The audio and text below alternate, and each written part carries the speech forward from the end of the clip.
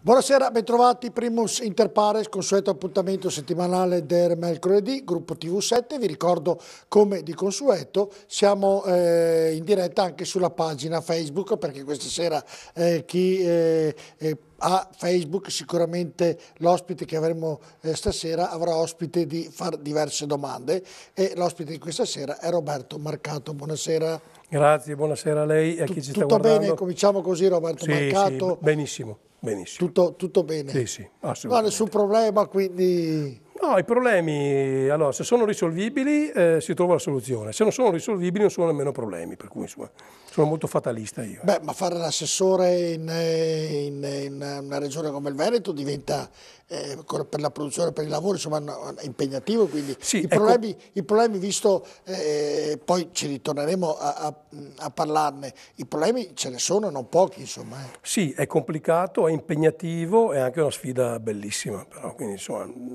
avere queste deleghe che riguardano lo sviluppo economico, le nostre aziende, le nostre imprese, insomma è sfidante, però è anche molto gratificante. Va bene, allora Roberto, cominciamo con quello poi che la Lega è stata, diciamo, una delle battaglie più aspre che avete fatto, è ovviamente quella di migranti.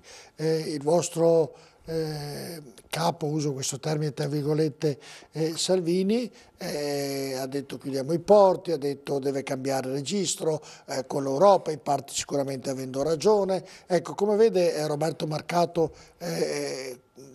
questa presa di posizione di questo governo, dove Salvini ne è il protagonista, insomma? Come una necessità. Allora, per troppi anni hanno cercato di convincerci che l'immigrazione, ma soprattutto le conseguenze dell'immigrazione, fossero ineluttabili, cioè che non ci fosse soluzione, al fatto che noi eravamo l'unico porto per tutta questa massa di disperati, che non ci fosse soluzione al rapporto con l'Europa e che non ci fosse soluzione alle conseguenze a volte drammatiche dell'immigrazione. Ecco, Matteo Salvini ha avuto questo grande merito di aver dimostrato che non c'è nulla di ineluttabile e che tutti i processi in realtà vanno gestiti. L'immigrazione è un processo che non si può fermare, sì, nel senso che da sempre però siamo le persone all'inizio, Roberto migrano. Marcato non ancora risolti, insomma, la prima parte, da qui a risolverli... No, però la cosa importante era dimostrare che non è ineluttabile, dimostrare che si può avere un rapporto diverso con l'Europa, dimostrare che non si può essere come fa la Francia o la Germania, non si può fare i buonisti, no, e dare insegnamenti morali agli altri paesi non assumendosi per primi le responsabilità. Cioè, quando io sento Macron che dà all'Italia, al governo italiano, le direttrici anche morali per la gestione dell'immigrazione, lui che ha bloccato a Ventimiglia migliaia di disperati, non dimentichiamoci mai di quella donna incinta africana che è morta perché allontanata dai confini ed è morta poco dopo. Non dimentichiamoci le condizioni disumane in cui hanno vissuto e continuano a vivere i migranti bloccati a Ventimiglia dai francesi. Cioè loro sono fregati altamente, no, da me non entri. E cosa succede? Beh, muori in una tenda, affari tuoi, non ci interessa. La Germania che si prende i profughi però li seleziona, cioè le vuole un tipo di profugo, magari se laureato o diplomato, cioè ragazzi anch'io vorrei poter selezionare. Allora quando parliamo di carità cristiana non puoi selezionare. Altrettanto vero è che non è possibile che sia un solo paese, perché è il primo paese per approdo a risolvere le questioni mondiali, perché sono più grandi di noi. Allora l'Europa o dimostra di essere davvero Europa e quindi di voler gestire anche questi processi molto complicati, molto difficili, oppure è meglio che non ci sia, è molto semplice. Ecco, Salvini ha dimostrato invece che si può essere protagonisti anche nell'interlocuzione con l'Europa. Fino a dove si può, Marcato, arrivare ad avere una collaborazione con... Perché non sembra così chiaro che gli altri stati vogliono collaborare con l'Italia. Nell'eventualità che ciò non accadesse, Salvini chiuderà davvero i porti, secondo lei, oppure cosa farà? Ma certo, allora hanno già dimostrato di non voler collaborare, perché finché c'era l'Italia che dava una risposta comunque E questi qua facevano la bella vita perché dicevano tanto arrivano e questi poveri disgraziati o con il centro di accoglienza o con l'AB o con qualsiasi altra struttura, in ogni caso l'Italia dà loro una risposta. E questi qua erano tranquilli, beati, pacifici, adesso basta. I primi segnali sono già visti perché per esempio hanno già detto che metteranno molte più risorse per l'Italia rispetto ad altri paesi, ma anche questo è una cosa che urla vendetta, cioè, dovevo dirtelo, che visto che sono io a subire le conseguenze di migrazione che avrei dovuto avere anche le risorse per farlo. Ma per quale motivo il precedente governo non l'ha fatto? Perché siamo un paese debole, perché siamo un paese che ha il PIL, abbiamo un debito che ogni giorno aumenta, per quale motivo l'Italia... Intanto perché era un governo debolissimo. Era un governo debolissimo, fatto non su temi programmatici, ma su alleanze di opportunità.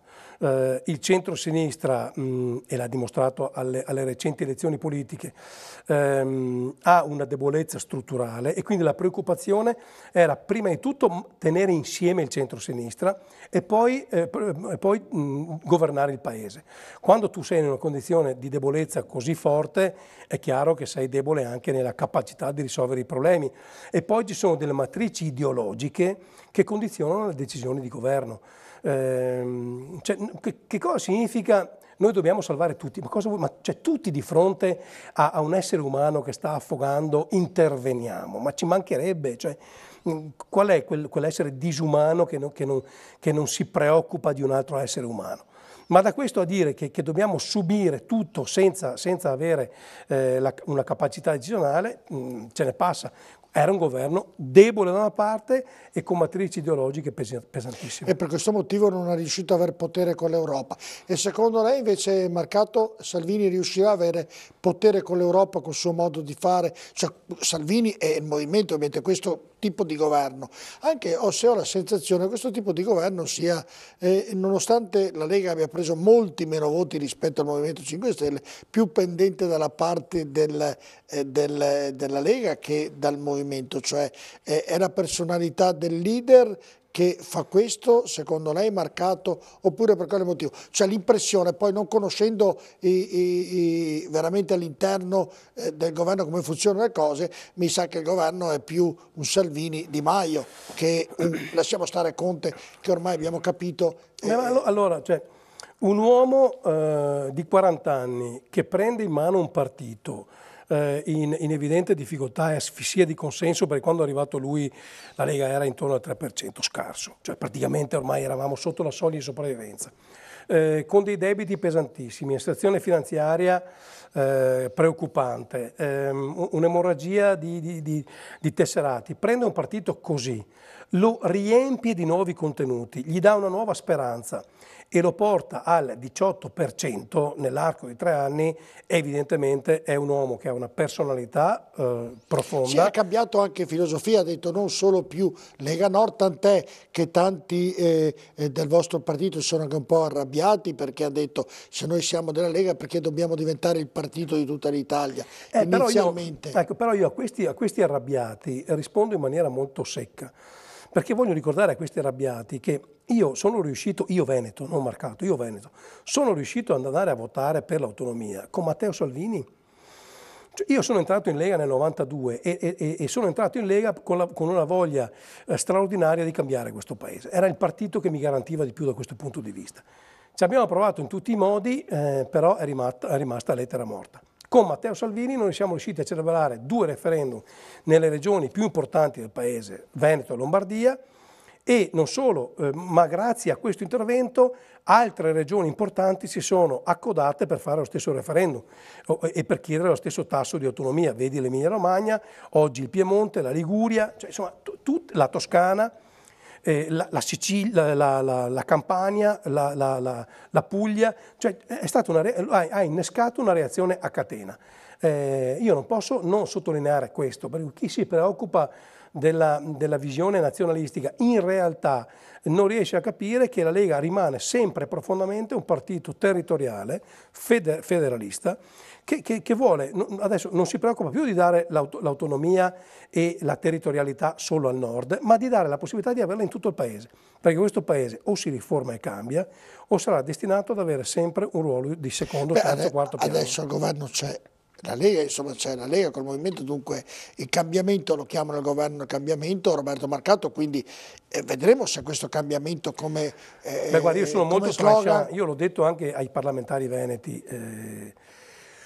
cioè se non dovesse arrivare l'autonomia possiamo tornare a casa domani mattina, a me non interessa che rimaniamo là per fare le commissioni, per fare degli studi, delle analisi, dei carotaggi culturali, a me non interessa, cioè, noi abbiamo bisogno di avere l'autonomia non perché siamo egoisti, ma semplicemente perché siamo consapevoli di poter gestire meglio alcune competenze e le risorse adeguate per farlo.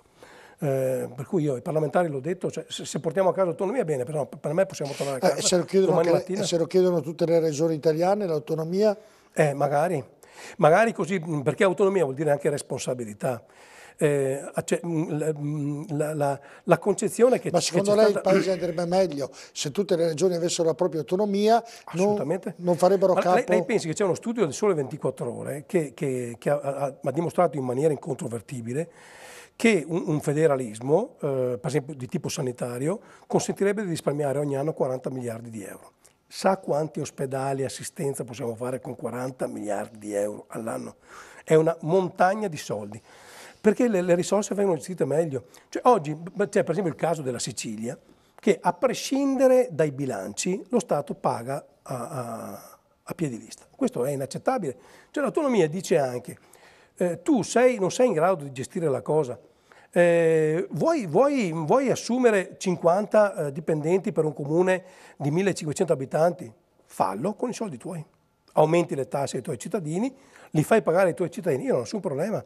Oggi invece noi abbiamo il comune di Carceri che ha 13 dipendenti e il suo comune analogo di una regione del sud che ne ha 40. Cioè, ragazzi, sti 30 in più te li paghi tu? Roberto Marcato, con tutto il rispetto per Carceri o paesi come... Io dico che bisognerebbe togliere il comune in quei paesi piccoli, perché se facciamo un rapporto, io mi auguro che questo accada con l'autonomia, se facciamo un rapporto che nell'azienda ospedaliera veneta, nella sanità veneta, che è una sanità funzionante alla grande rispetto a tutte le altre, conosciuta e conosciuta da tutti e non c'è ombra di dubbio, viene ridotta, tant'è che molti ospedali vengono chiusi a discapito di altri. A Piove di Sacco, lo sappiamo, c'è il problema che viene chiuso dove nascono i bambini perché ci sono nati vicino. Ecco, io mi chiedo, ho capito che bisogna ridurre e bisogna cercare di entrare nel bilancio, ma non è che stiamo un po' nel Veneto, che già eravamo bravi, un po' esagerando, faccio un paragone per quanto riguarda la sanità, ecco, di fronte a questo mi chiedo, perché devono esistere comuni che hanno 100, 200, 300 abitanti con i costi che sappiamo che ci sono per mantenere un comune in vita? Ma allora, i comuni che noi abbiamo... Ho fatto due domande in uno. Ma i comuni che da noi hanno 1500-2000 abitanti hanno un costo corretto per comuni da 1500-2000 abitanti. Il costo scorretto è da un'altra parte, non è in Veneto. Allora anche qua, io per esempio sulla fusione dei comuni, su queste, ho una visione un po' critica e mi rendo conto di avere una visione un po' distonica rispetto al mio partito, perché non facciamo sempre i veneti che dobbiamo essere più bravi degli altri.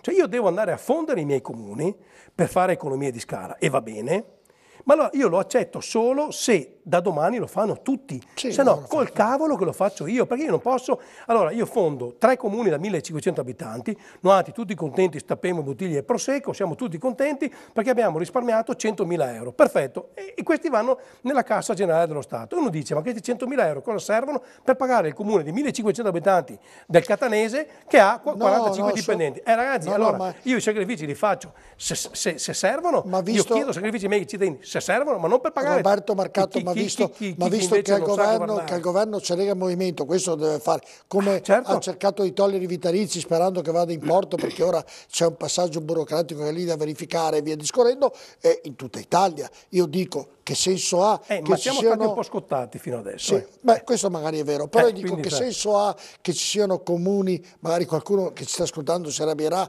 che abbiano paesi da 1000 abitanti, 500, addirittura 500, nelle zone montane e pedemontane addirittura 400, che senso ha, Roberto Marcato? Allora, una razionalizzazione è necessaria, però ripeto, ci sono due elementi. Il primo, che io la faccio, se la fanno tutti, mi sono stancato di essere il primo della classe e poi i benefici li becca qualcun altro.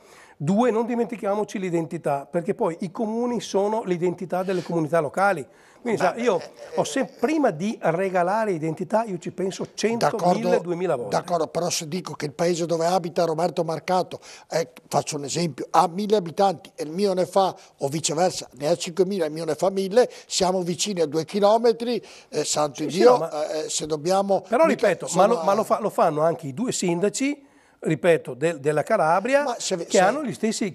No, io non lo faccio, io non sono disponibile più a fare economie di scala e poi i soldi vanno per sanare disastri finanziari che fanno gli altri che se ne fregano. Ma se è un decreto di legge, se è una legge che lo dice... Ma guarda che sto paese qua dice tante cose, ci sono tante leggi. Ripeto, io rimango sempre con la guardia alzata perché ne ho viste di tutti i colori. Roberto Marcato, oggi il governo è Lega, Movimento 5 Stelle, e quindi sono loro due, quindi oggi se Salvini e Di Maio dicono o prendiamo per tutti e due Conte, la figura messa lì, decide di far questo, è per tutti, per il Veneto. Certo. Ecco, allora dico, in virtù di questo deve essere così. Dico, nella sanità invece, rapportando la sanità, che il Veneto è per eccellenza la sanità migliore di tutta Italia, stiamo riducendolo ancora di più. Cioè non è che esageriamo, Roberto Marcato, dico. Ma guardi, allora noi quello che dobbiamo garantire ai nostri cittadini veneti, e non solo perché da noi vengono a curarsi da tutte le parti d'Italia. Però vivete un po', perché si stanno lamentando un po', vivendo nell'ospedale, i medici... ecco, i medici, stanno lamentando i medici. No, ma anche... Si sta lamentando qualche medico. Allora, io ho rispetto per tutti, ma a me la cosa che interessa è il servizio al cittadino e la qualità. Siccome stiamo parlando di sanità e di salute, è la qualità del servizio erogato. Non stiamo parlando di vendere una bottiglia di acqua minerale o di un panino, con tutto il rispetto. Qui stiamo parlando della salute. Io devo avere altissima specializzazione e capacità di curare. Questo è quello che mi interessa. Allora io dico, oggi noi lo stiamo dando. Allora dico, Roberto Marcato, io cerco di fare un ragionamento di quello che succede quotidianamente, poi andremo nei ragionamenti più complessi. E io dico, vado in ospedale, vado a chiedere una visita ambulatoriale e mi dicono per la tua visita ci vogliono 4 mesi. Vado a pagamento, ce l'ho il giorno dopo. Non è neanche questa una sanità. Allora, noi abbiamo ridotto i tempi di attesa. No, ma se pago ce l'ho subito. Allora, noi abbiamo ridotto i tempi di attesa in maniera importante. Adesso con il nuovo piano sociosanitario andremo a ridurli ulteriormente. Teniamo conto di una cosa, che qui si devono assumere la responsabilità anche i medici di base, perché possiamo avere la richiesta per fare miliardi di tipi di visite. No, uno può avere un fastidio al mignolo e chiede una visita. Tra il fastidio al mignolo e un problema al cuore, io devo dare priorità a quello che ha il problema al cuore. Ci arriviamo tutti a fare questo. E non possiamo dare nello stesso tempo tutte le risposte. Questo è impossibile, non esiste nessun sistema umano, sociale, organizzato al mondo. Bisogna dare delle scale di priorità e le scale di priorità vengono date dalla gravità della patologia in corso. Stiamo riducendo comunque le liste d'attesa, dopodiché devono essere i medici di base a dire se è opportuno o no fare urgentemente questa visita, perché se loro mettono visita è chiaro che io do priorità a quelle che sono urgenti, quindi serve anche una collaborazione. No, ma nel ragionamento Marcato che ne stavo facendo è nel dire, partendo da un presupposto, punto A, che la sanità in Veneto è funzionante, nel fatto di ridurre queste cose non è che andiamo a discapito, questo volevo dire. Non chiudiamo gli ospedali, abbiamo aumentato i servizi, stiamo andando verso una specializzazione straordinaria. Abbiamo fatto decine e decine e decine di milioni di interventi in tecnologia, infrastruttura ospedaliera. Cioè noi stiamo facendo tutto per migliorare e continuiamo a farlo. non capisco dove stia questa riduzione della sanità. No, dico, chiudono certi reparti sono stati chiusi, vedi, ho fatto l'esempio della nascita a Piove di Sacco. No, ma non sarà così, adesso anche là stiamo facendo una guerra. Hanno protestato, insomma. Certo, hanno fatto bene, ma ci mancherebbe. Ma noi non chiudiamo, anche là. C'è stato un periodo in cui c'erano ospedali che erano dei doppioni e tu rischiavi di avere una qualità non eccelsa del servizio. Allora, io che devo avere un trapianto, mi interessa farlo a Campo San Piero, a Cittadella, a Padova, io voglio fare il trapianto. Cioè che poi venga fatto in un ospedale piuttosto. Io voglio un ospedale che sia relativamente vicino a casa mia, dove abbia la certezza di avere il top. Questo a me interessa. Il resto, tutti vorrebbero avere, cioè io ho fatto anche delle riunioni pubbliche dove una signora mi diceva che lei era arrabbiata perché le avevano spostato da una sede a un'altra le terapie. Io ho fatto il calcolo dei chilometri, erano gli stessi, solo che era cambiato il posto. Roberto, mi viene a dire, no, sono d'accordo con lei, però mi viene a dire che c'è una contraddizione rapportandola ai comuni. Perché se per avere, giustamente come dice lei, un intervento per salvare il cuore lo faccio a Verona invece che a Padova, a me non me ne frega, dice vado a Verona. La stessa cosa però è una contraddizione nel dire non vuole perdere la propria identità. No, ma attenzione, l'identità è il nostro DNA, è la nostra storia ed è una cosa. Qui io devo garantire il top. Perché ci sono regioni dove invece non hanno fatto una razionalizzazione del sistema, non hanno fatto gli investimenti che abbiamo fatto noi, non hanno inciso profondamente nell'organizzazione complessiva e gli abitanti di quelle regioni vengono in Veneto a curarsi. Questi fanno 1000 chilometri per venire a curarsi qua, perché evidentemente il sistema funziona. Poi posso capire, tenga conto che io ho il massimo rispetto, anche il Veneto va perché fuori, tutti siamo anche molto poco. No, guardi, noi abbiamo i dati dell'immigrazione sanitaria, abbiamo i dati. Ultimamente? No, guardi, no, neanche ultimamente, glielo assicuro io. I veneti restano qua a farsi curare, assolutamente. Poi c'è sempre quello che si lamenta, attenzione, c'è sempre quello che si lamenta perché si lamenta, io vedo gente che si lamentava perché la carne era troppo scipita. Ragazzi, tanto non è un albergo, e poi siete arrivati a scipita, probabilmente anche, visto che c'è un protocollo sanitario, seguono anche determinati dettami. E dopo c'è da dire una cosa, siccome tutti siamo stati purtroppo utenti del sistema sociosanitario veneto o di qualsiasi altra regione d'Italia, sa, quando uno va all'ospedale va perché sta male e vorrebbe entrare malato e uscire sano come un pesce. Sì, è vero. Non sempre è così.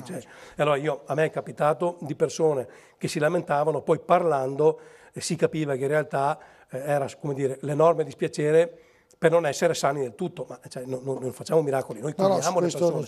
Quindi ho massima comprensione, però il mio dovere di politico e di amministratore regionale è quello di mantenere la freddezza per poter fare le scelte migliori per dare al cittadino la sanità che merita. Questo a me interessa. Dopo che ci sono le critiche e servono, ci mancherebbe. Ma noi abbiamo quotidianamente incontri e relazioni con i medici, con i primari, con i direttori generali, con le associazioni di categoria, con chi rappresenta gli utenti. Per esempio il Ministro della Salute ha detto un momento sulle decisioni di prendere i direttori delle aziende ospedaliere, ha detto controlleremo anche noi che siano fatte in maniera corretta, insomma, che non venga messo l'ultimo della graduatoria, l'ho letto pochi giorni fa proprio sul giornale. Là devono essere fatte le scelte migliori come per i primari. Il primario è l'apice, l'apicalità di un reparto e deve essere una persona estremamente preparata.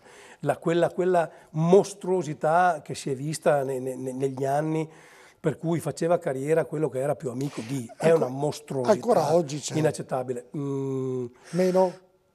Qua in Veneto no, e se ne fossi a conoscenza sarei il primo ad avere una reazione violenta nei confronti di questo, perché, ripeto, qua si tratta della salute dei cittadini. Tu devi mettere il più bravo a fare quel lavoro là. Non può essere l'amico di. Se dopo lei è l'amico di ed è anche il più bravo, vabbè, meglio. Non è che uno deve occuparlo, perché se uno è assessore e ha il fratello che è il miglior cardiochirurgo al mondo, non è che non te puoi fare perché lei è il fratello mio. Anche se mio fratello lo deve fare. Ma non può farlo perché è mio fratello. Ecco, questo che purtroppo negli anni sta cosa qua. Invece oggi la esclude in maniera categorica. In Veneto sì. In Veneto viene esclusa in maniera categorica. Sì. No, le scelte sono fatte attraverso dei bandi e vengono scelti i migliori. No?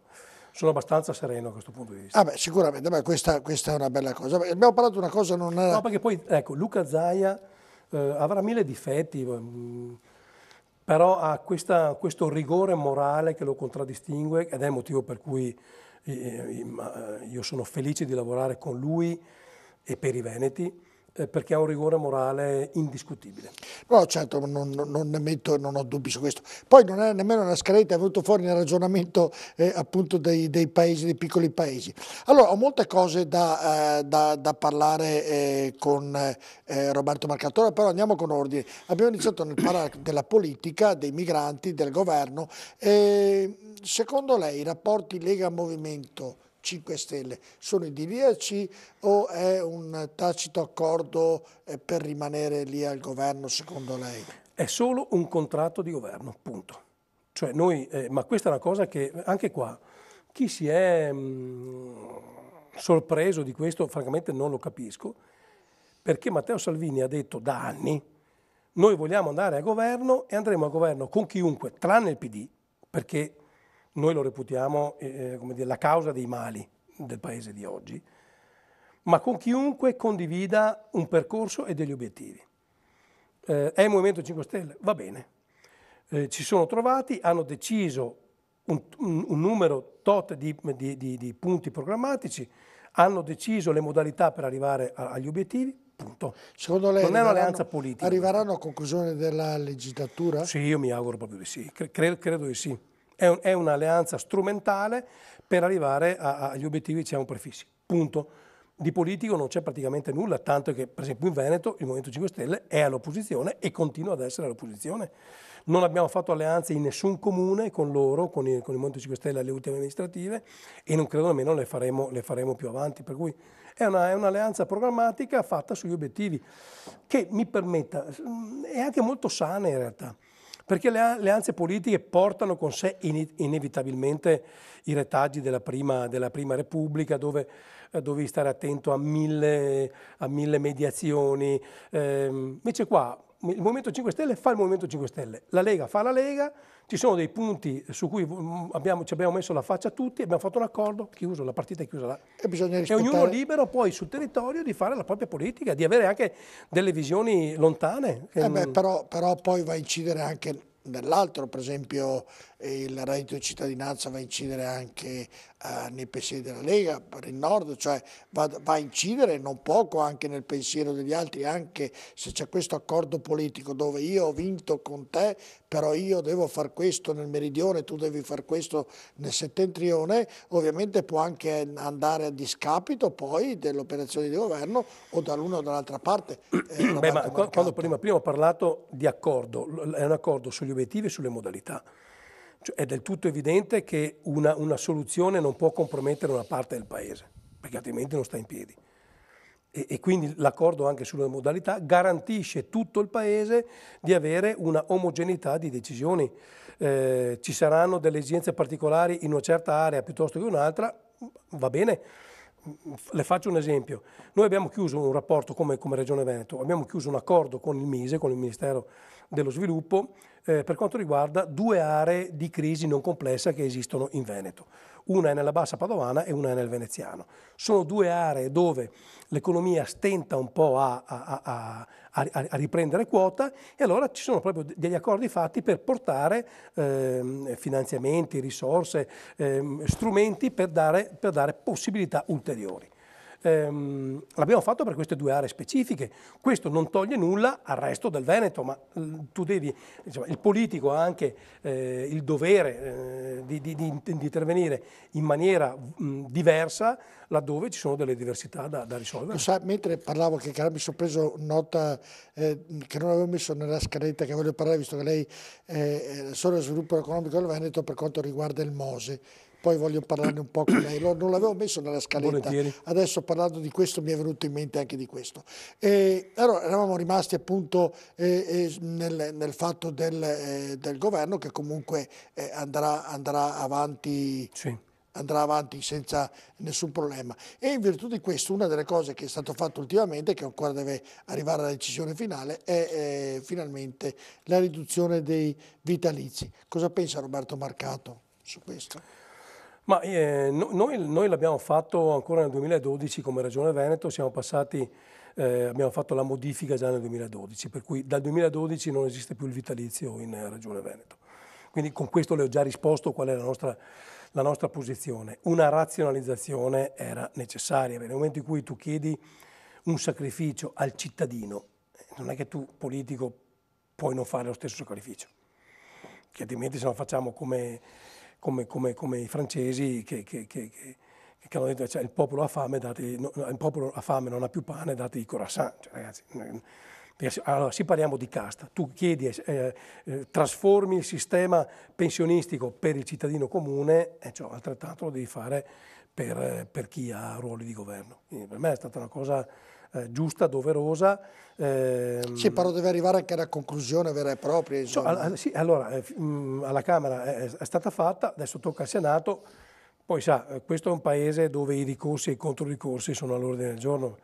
Io spero che poi non ci impantaniamo in tutti i ricorsi del mondo, che diventerebbe davvero... Però insomma è una cosa che andava fatta, quindi Roberto Marcato è d'accordo. Sì. Roberto Marcato, proprio in virtù di questo, corsi e ricorsi, la burocrazia è uno dei temi che tutti i governi hanno detto è quella che ci rovina, è quella... Ecco, riuscirà questo governo un po' a limarla un attimino, insomma, a renderla più agevole per gli imprenditori, per chi deve aprire un negozio, per chi deve aprire un'attività, per chi ha voglia di investire nel nostro paese, insomma, un po' meno di burocrazia. Poi andremo che nel Veneto, visto che lei è il responsabile anche di questo. Allora, l'autonomia è la miglior risposta a questo. Cioè la burocrazia, per quanto mi riguarda, è sinonimo di centralismo romano. Tanto questa sovrapposizione continua di leggi su leggi. Sentivo qualcuno si lamentava del fatto che il governo e il Parlamento ha fatto troppe poche leggi da quando si è insediato, ma per carità di Dio, cioè, di quante leggi abbiamo bisogno? Noi abbiamo bisogno di ridurre il comparto normativo di questo Paese. L'autonomia è la risposta anche a questo mostro che si chiama burocrazia, perché decentralizzando si dà la possibilità ai territori di dare ciò di cui il territorio... Ma non può il governo stesso iniziare a togliere qualche paletto nella burocrazia? Assolutamente sì, e credo che su questo insomma, la Lega ha sempre dimostrato che laddove si può lo si fa. Però ripeto, credo che se vogliamo essere seri davvero e dire le cose vere, l'autonomia è la migliore risposta. Perché, ripeto, per me burocrazia è sinonimo di centralismo romano, che ha dimostrato negli anni di essere una voragine enorme che fa da zavorra le nostre aziende. Noi abbiamo delle realtà bellissime, straordinarie, che vengono zavorrate da una burocrazia assurda. Ma lei pensi solo a che cosa è successo con le province. Per questo le dico che il governo di prima era ideologico e debole. Allora, siccome serviva un cavallo di battaglia per dare un po' di sangue in pasto al popolo, hanno deciso che le province, io ero vicepresidente della provincia, le province erano il male assoluto, costavano l'ira di Dio e bisognava cancellarle. Poi siccome, come spesso succede in questo paese, non hanno avuto la forza, la voglia, anche perché era una sciocchezza grande come una casa, pensare che le province fossero una voragine finanziaria, hanno solo cancellato il costo degli assessori e del presidente della provincia. Ma certe province non ci sono più, insomma. Quali? Beh, in Gorizia mi sembra da quelle parti lì c'è qualche Gorizia non c'è più, insomma. Qualche provincia. Hanno lasciato le province lì così come sono, con le stesse competenze, senza soldi e senza una guida politica che si assumesse le responsabilità. Morale della favola, tu hai adesso un ente, per fortuna ci abbiamo messo mano noi come regione, ma hai un ente che comunque è un interlocutore delle aziende, degli enti locali, che non ha la forza di decidere, ma deve decidere. Questa è burocrazia assurda, incomprensibile. Cioè, se lei va a spiegare questa roba qua a un americano, a un giapponese, a un kazako, ma voi siete fuori di testa, o le togli o le lasci. Ah beh, le togli. Allora le togli, ma allora le togli. Però anche lì è stato un problema. Ma anche lì, ma sempre, no, la questione è sempre... Allora, infatti, questo per cui il PD sarà colpevole per sempre è questo atteggiamento. Ma cosa? Cioè, hai la forza politica per farlo? Hai detto che le province sono il male assoluto? Se una cosa per me è il male assoluto, io la cancello dalla faccia della terra. Secondo lei, Roberto Marcato, sono un male le province? Assolutamente erano necessarie le province. sono necessari, quindi questo governo potrebbe riacquistarla? Ma non lo so, perché poi io l'ho sempre vista così, perché sono il giusto interlocutore fra la via di mezzo fra la regione e il comune. Avevano delle competenze anche immediate. Comuni, non so quanti ce ne sono in Veneto, province, regione. Non è un po' esagerato? No, perché devono funzionare. Il problema non è quanti passaggi fai, il problema è che questi passaggi devono funzionare. Però se io ho bisogno, mi scusi, le faccio un esempio banale, ho bisogno di un permesso del comune, il comune mi dice ci vuole anche la firma della provincia, la provincia mi dice ci vuole anche quello della regione, devo fare 3 passaggi, non è meglio averne uno solo? Per fare... Ho semplificato, non so se mi sono spiegato. Certo, allora, un'azienda che emette in atmosfera sostanze pericolose o che usa sostanze pericolose deve avere l'avallo della Commissione Tecnica Provinciale. In quella Commissione Tecnica Provinciale ci deve essere l'avallo dei Vigili del Fuoco, per forza, ci deve essere l'avallo della Sovrintendenza, per forza, ci deve essere l'avallo dei tecnici di turno, perché tu oggi devi operare nel rispetto dell'ambiente. Non serve quindi la provincia? No, nel rispetto... Io la passo direttamente alla regione, cioè faccio fare tutti quelli che ha detto lei, i controlli da Benissimo, quindi lei viene a Venezia allora... a Venezia, ma se prima mi ha detto... No, ma vabbè, ma guarda, io cerco di capire, ma va benissimo, se prima mi ha detto per andare a operarsi, per andare a Verona per un problema, vuole che per un permesso basta che mandi un fax oggi o via digitale? Guardi, per esempio la commissione era una commissione che funzionava perché l'area era quella provinciale, noi pianificavamo i vari interventi a tamburo battente, ogni volta che ci arrivava la richiesta, io che ero presidente di quella commissione, convocavo la commissione, in 5 giorni la convocavo e si davano risposte immediate, era tutto quanto là. Portare tutto in regione può essere un'idea, siamo sicuri che funzioni meglio? No, non lo so se funziona. Che lì hanno fatto una battaglia ideologica, è quello che io non accetto dai governi, è che si facciano battaglie ideologiche, devono essere battaglie fatte nell'interesse dei cittadini, che poi questo possa andare anche contro. Infatti Matteo Salvini dice: io devo portare questa possibilità di razionalizzazione e di cambiamento epocale in tutto il territorio, andando anche contro quello che poteva essere il principio fondante e fondativo del partito, che era quello l'indipendenza per la Padania. Ma sono convinto che questo faccia bene sia al nord che al sud, e allora io lo faccio. Cioè uno che ha responsabilità di governo non può avere sempre una matrice ideologica, che deve avere una matrice morale, quella sì, etica, quella sì, ma non ideologica, perché l'ideologia ti blocca nei processi decisionali. No, ma guardi, se andiamo ad analizzare, io parlo di sopra le parti, Renzi quando fece il referendum se toglie tra le cose il Senato, ovviamente perse perché ha detto o io o vinco o vado a casa, semmai non diceva quell'affermazione lì, veniva tolto. Probabilmente c'era un altro modo di vedere le cose, e dove negli altri paesi, faccio l'esempio dell'Ungheria, non c'è. Lei ha fatto un esempio perfetto, perché questo è l'esempio classico di un Presidente del Consiglio che innesta in un processo di cambiamento un elemento che non c'entra nulla. Cioè lui dice: io ho una mia idea in testa di riforma del paese, giusta, sbagliata, ma ho una mia idea. Se lui avesse portato avanti quell'idea, appunto, probabilmente avremmo avuto anche un altro risultato. Invece lui in quello ha detto no, e ci metto anche il carico da 90 e dico: bene, con questo se votate sì e dite che io sono bravo. Certo, lui si faceva forte del 40% che aveva avuto, sì, però e ovviamente commise un errore che costò. Poi ha sottovalutato anche un fatto: quella riforma prevedeva un ritorno centralistico delle competenze delle regioni. Noi su quello, e infatti abbiamo dimostrato l'anno successivo quanta voglia c'era invece di autonomia. Anche là, non capire che è cambiato il mondo, che oggi i territori vogliono non disgregarsi, ma essere più razionali nella gestione, cioè non hai capito nulla. Oggi che il mondo è ed è soprattutto una globalizzazione di cose, nella politica bisognerebbe un po' ritornare all'autonomia. Ma proprio perché c'è una globalizzazione c'è più bisogno di territorio. Proprio per questo, perché la globalizzazione ha distrutto Roberto Marcato, sono passati 40 minuti, non ce ne siamo accorti, mi chiamano alla pubblicità, poi abbiamo modo di chiacchierare, quindi rimanete con noi, tra poco.